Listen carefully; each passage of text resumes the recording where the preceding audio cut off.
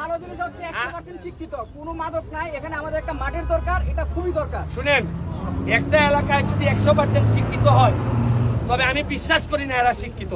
কারণ যদি শিক্ষিত হয় তাহলে এলাকায় মাঠ নাই কেন?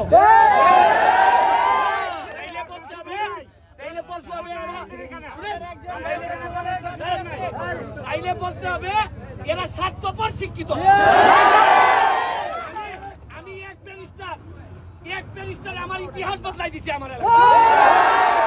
শুনেন, শিক্ষিত বরং আরো খারাপ, টাকা মারে না, রিক্সাওয়ালা টাকা মারে না, যে ধান কাটে এ টাকা মারে না, যে শিক্ষিত এ মাইরা তামা তামা করে রাখতেছে দেশটা। আমার মুখ শুধাইও না, মেহমানের মতো নাইলে ভিক্ষা বার করবে আমার।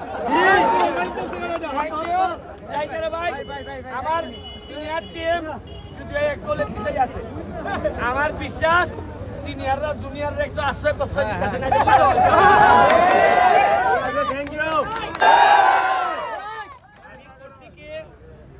এইবার আমার এক উপজেলায় আমি 50 লক্ষ টাকা বরাদ্দ পাইছিলাম। করছি কি যে সব বরাদ্দ খালি রাস্তাঘাটে আসে, আর রাস্তাঘাট থেকে মারতে দুর্নীতি করতে সুবিধা হয়। কাম একটু পাতলা করে করলে কোনো অসুবিধা হয়। আমি দেখলাম যে এদেরকে নিয়ন্ত্রণ করতে গেলে এই যে নিয়ন্ত্রণ করতে গেলে এই টাকাটা অন্য খাতে নিয়ে যেতে। আমি করছি কি আমার এলাকায় 50 লাখের মধ্যে 10টা ইউনিয়ন, একটা পৌরসভায়, এক উপজেলায়, প্রতি উপজেলায় 3 লাখ টাকা করে খালি ফুটবল দেন মাঠ। আমি এমপি হয়েছি 4.5 মাস, 9টা মাঠ বানাইছি নতুন। আপনারা বলবেন কেমনে বানাইছো? যেখানে খাস জমি আছে 2-3 জনে দখল করে রাখে না, আমি বলছি ভাই দখল ছাড় বানা যে আমার এরা জানে যে আমি কাজ্জা করব, জানে যে এক বেজাইলে বাটি। এরা কয় ভাই আপনারা কিছু দেন, দিলে আমি ছেড়ে দেই। আমি লাখ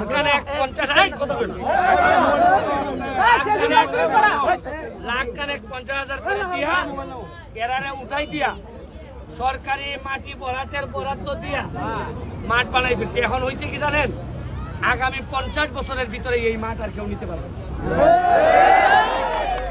আপনাদের আমি জানি না এই এলাকাটা কোথায়,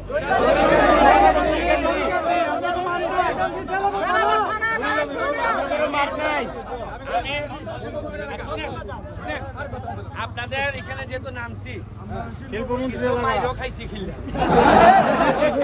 ক্যাপ্টেনের ঠেলা মেরা ফালাই দিছে, তাইলে আমার মনের মধ্যে একটা জায়গা নিছে।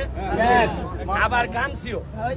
আমি বিশ্বাস করি যে এলাকায় আমার ঘাম পড়বে এই এলাকার মাটির সাথে আমার একটা সম্পর্ক।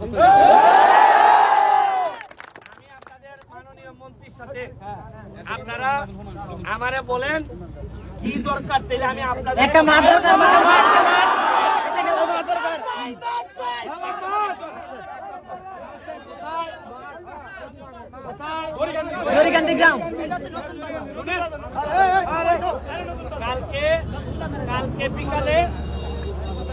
কালকে বিকালে 3টার সময় 4টার সময় ওনার সাথে আমার দেখা হবে, কারণ আমাদের সংসদ আছে কালকে। আমি কি বলবো যে দড়িকান্দিতে একটা মাঠ বানাই দিবেন।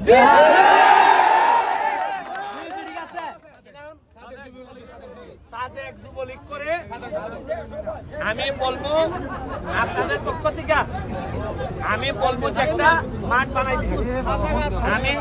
আমি আরেকটা জিনিস, আপনারা যারা এই যে আজকে দেখলাম যে খেলছেন একজন আমার সাথে এসআই, উনি আপনার এলাকার ওই যে ভাই আমি যেহেতু আপনাদের এলাকায় ভালো ভালো চাকরিজীবী মানুষ আছে, আপনাদের বলি আপনারা একত্রিত হন। আমাদের অলরেডি একটা জেনারেশন নষ্ট হয়ে গেছে, আমরা অনেক পিছাই গেছি। তারপরে আপনাদের কাছে অনুরোধ করব আপনারা একত্রিত হয়ে, আর এখন আর এমপি মন্ত্রীর পক্ষে এলাকা বাঁচানো সম্ভব না। আপনারা যদি একত্রিত না হন এই এলাকা বাঁচবে না। আমার এলাকায় প্রায় 10% লোক এখন মাদক। ভালো ভালো পরিবারের ছেলে একজন, সে দেখা যায় মাদক। কালকে আমি 3 জনকে অ্যারেস্ট করছি, যা দেখা যায় মারামারি করছে, হাসপাতাল নিয়ে দেখা যায় মুখ থেকে মদের গন্ধ বের হয়। আমি আপনাদেরকে অনুরোধ করব, আর আমার মাধবপুর এবং চুনারঘাট আপনাদেরকে দাওয়াত দিয়ে গেলাম, যদি যান যা বলবেন আমার কথা, 200 টাকা পর্যন্ত বাকি খাইতে হবে। 200 টাকা খাইয়া বলবেন, হই আবার বিল বুঝাস কে ব্যারিস্টারে দিব।